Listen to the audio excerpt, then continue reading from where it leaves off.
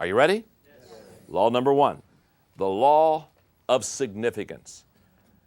The law of the significance says 1 is too small of a number to achieve greatness.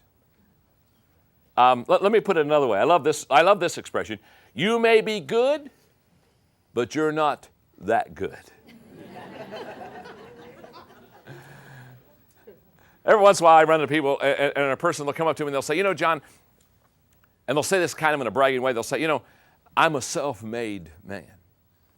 And I know when they say they're a self-made man, they want me to congratulate them. They want to say, oh my goodness, that's wonderful. And so when they tell me they're a self-made man, I always tell them the same thing. I look at them and say, oh, that's too bad.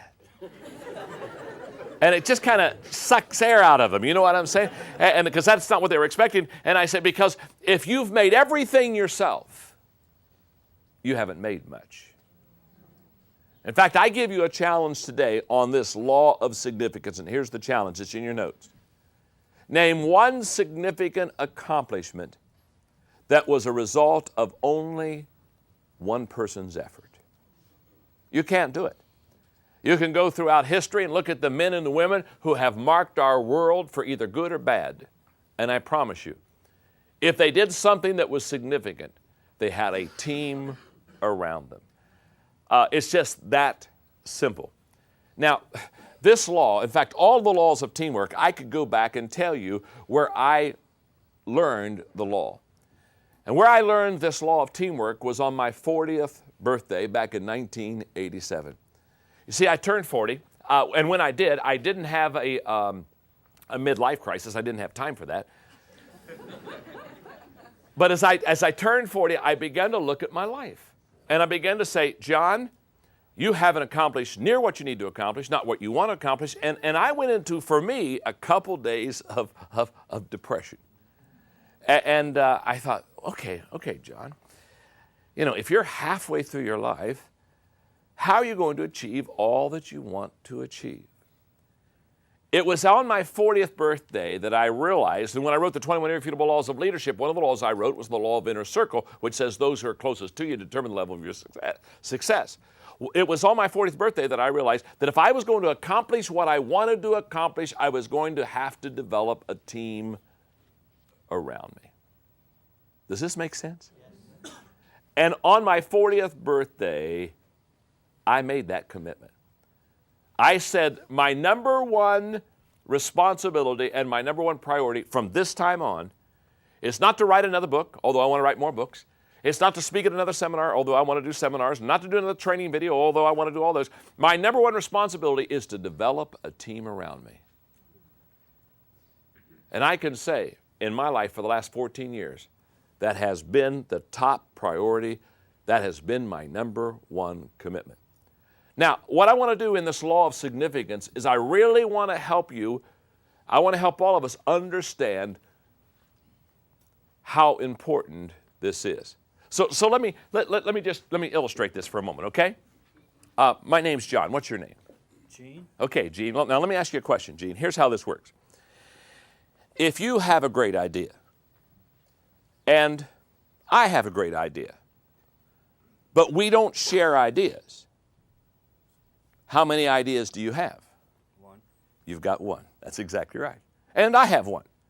Now, let me go a little farther on this. If you have a great idea and I have a great idea, and we sit down over a cup of coffee and we share with each other the great idea, now how many great ideas do you have? We have 2. That's exactly right. You've gone from 1 to 2 because of teamwork. Now, that's a very simple illustration. In fact, in that kind of an illustration, there's only 2 people involved. But what would happen? What would happen if, let's say, for example, this is my team right here. I've got 4 players on my team. Now, what would happen if we get together and I have a great idea and you have a great idea and all of us have a great idea and we get to the table and we all begin to put our great ideas out on the table? What's your name? Bobby. Now, if we do that, Bobby comes to the table with 1 great idea, and Bobby leaves the table with 5 great ideas. You see, teamwork begins to multiply your effectiveness. That's why you cannot do anything significant on your own. So when you're kind of bragging on the fact that you're a self-made person and that you're doing this and you're working hard and you're spending a lot of time and energy and hours on a project, just understand, the only way that you're really going to be effective, the only way that you're really going to accomplish a lot is by bringing around you and developing a good team. Now, so you ask me, just say, John, this seems simple. I mean, one idea, good idea, now we got 2 ideas.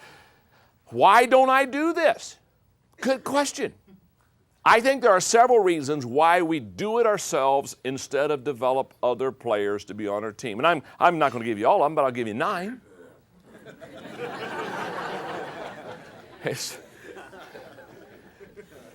It's not the complete list, but it's close. Number 1, insecurity. Isn't this true? In fact, when I said insecurity in this studio, everybody groaned. Because every one of you right now are thinking either of yourself or of somebody that you know that's insecure. And they won't share.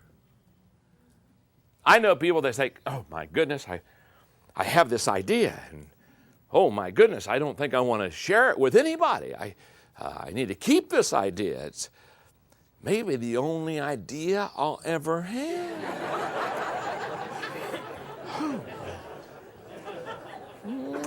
Just kiss that idea and they polish that idea and, hide that idea.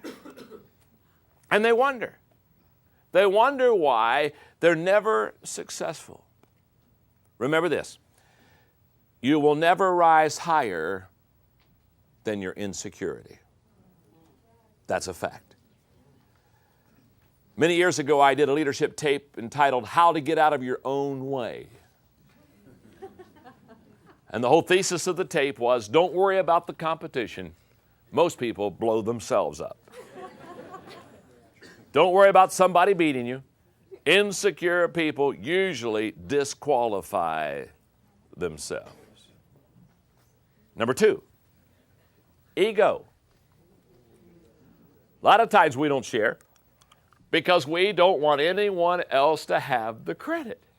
So if you have an ego as big as Texas, you understand, you don't want to let anybody know that maybe Gene had a good idea, and so you try to take credit for everything. And what I've always said is, watch out for the leader whose ego is bigger than their IQ.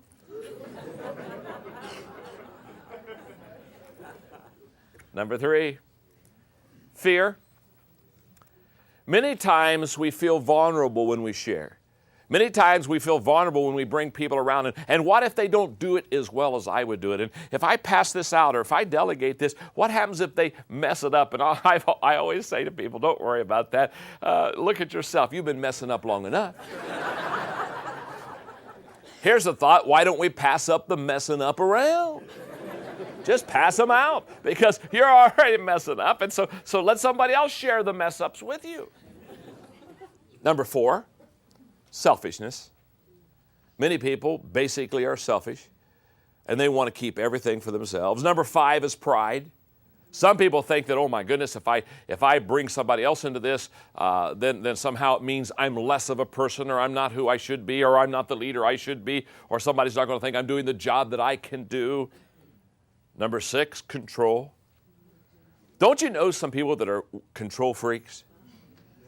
I mean, they don't let anything farther away than their grasp. And they basically don't feel comfortable unless they have total control. And by the way, let me just time out here. They're not any fun to be around, are they? I mean, when I'm around a control freak, I look for the exit door as fast as I can. I've got to go out and get a breath of fresh air. Number 7, naiveness. I think a lot of people don't use a team because they never had training on it. And they don't know and understand the value of it. So I think there are a lot of people like myself. When I got to 40 and had not accomplished what I wanted to accomplish, and I kind of was a little bit set back on that whole situation and asked myself, why not? To be honest with you, I had a sense of naiveness. For a period of time, I just really wasn't sure how to develop a team. That's why we're having this seminar. That's why these training tapes on teamwork. Number 8, poor teammates. Let me ask you a question. How many of you have ever handed the ball off to somebody and they just consistently fumbled it? Isn't that true? I mean, it doesn't, I mean, you hand the ball off, they fumble. You hand the ball off, they fumble. You hand the ball off, they fumbled it. You with me?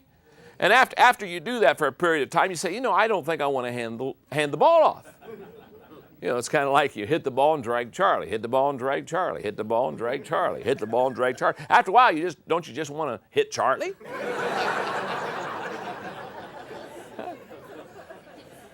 I mean, after a while, you say, Charlie, come on, boy, come on. Well, what I'm here to say to you is very simple. Every one of us have had bad experiences with handing the ball off to a teammate. Is that not true? Yes. Our problem is not that we had a bad experience. Our problem is we let the bad experience stop us from developing teams. How many times have you heard the expression, I would rather do it myself? If the job is to be done right, you gotta do it yourself. Huh? Now, this kind of an attitude, I guess it's best reflected when Mark Twain said, when we have bad experience, our tendency is to back off of the bad experience. Mark Twain said, if a cat sits on a hot stove, that cat won't sit on a hot stove again. He went on and said, that cat won't sit on a cold stove either.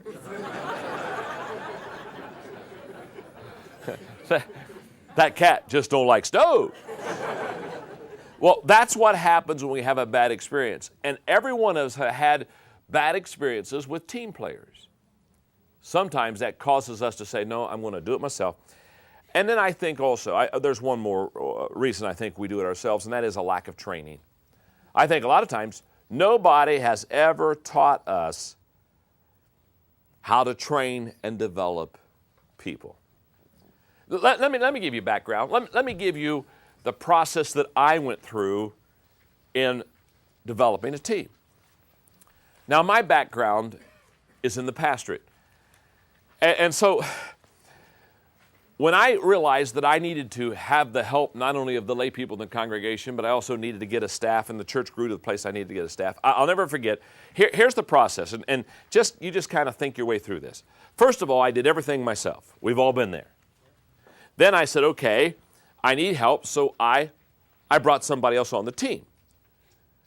Now, that's the good news. The bad news is it didn't work. So I let him go. Now I'm back to doing it all myself. And basically saying team stuff doesn't work. To where I can no longer do it all myself, and so I bring another person on the team. Now, I started to do it myself. I do it with somebody, but that doesn't work, so I do it myself. Now I bring somebody else on the team. Now, but because I did it with somebody and it didn't work, this time I said, okay, I'll bring them on the team. I'll give them a job. I'll give them an assignment, but I won't get close to them. In other words, I'll give them a job. I'll say, Gene, that's your job. You do it. You do your thing. I'll do my thing, and never the two shall meet. Now, here's what I found. When you bring somebody on your team and you give them an assignment, but you don't develop a relationship, the good news is they will never hurt you. The bad news is they'll never help you. So I went from doing it myself to bringing somebody that it didn't work, to doing it myself, to bringing somebody on the team but didn't get close to him, to now bringing somebody on the team and saying, no, I'm going to develop a relationship with him. Now the good news is now all of a sudden we're having a good time. We're connecting. We're relating. That's the good news. The bad news is we're not accomplishing much. We're holding hands and singing Kumbaya. Then all of a sudden I realize the value of a team member is to come together for a common purpose. So what's the process? I do it myself. I bring somebody on. It doesn't work. I do it myself. I bring somebody on, but I don't let them close to me. I bring somebody on and I let them close to me, but I don't train them because we're just into relationships. Now I bring somebody on and I am close to them and I develop not only a relationship with them, but I began to train them.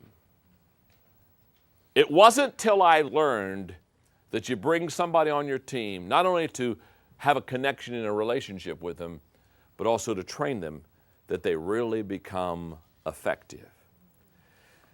I was at an office the other day and I saw a sign on the desk that really explains, I think, the law of significance best. Because on the desk was this sign, and I think it said it well.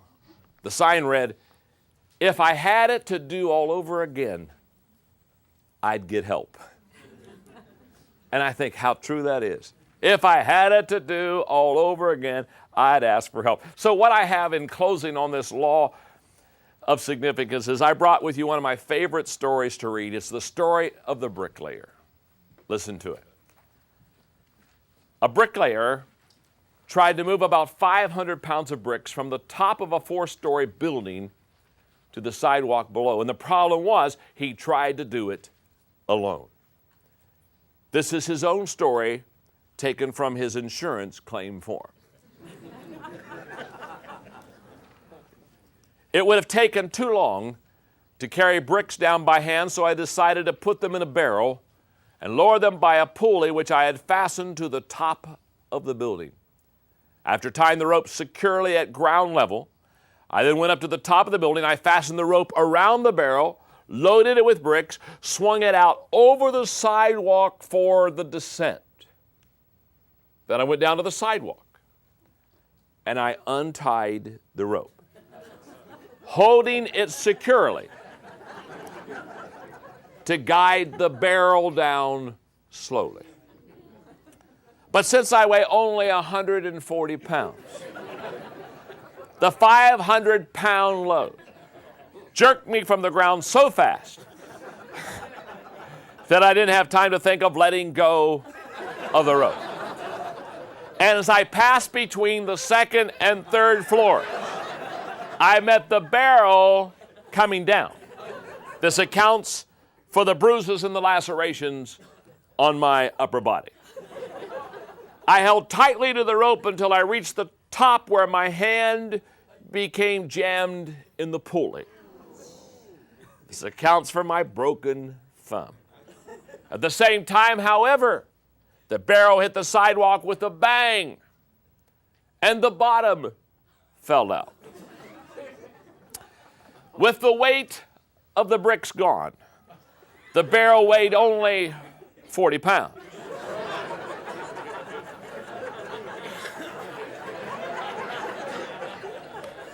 I see the train a-coming.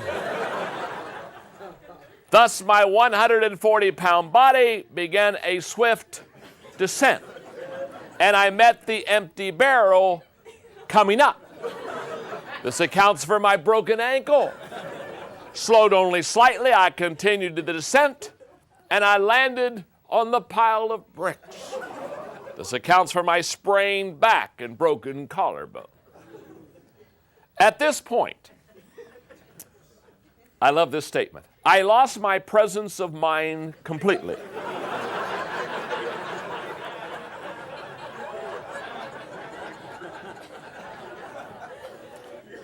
That's debatable. I lost my presence of mind completely, and I let go of the rope.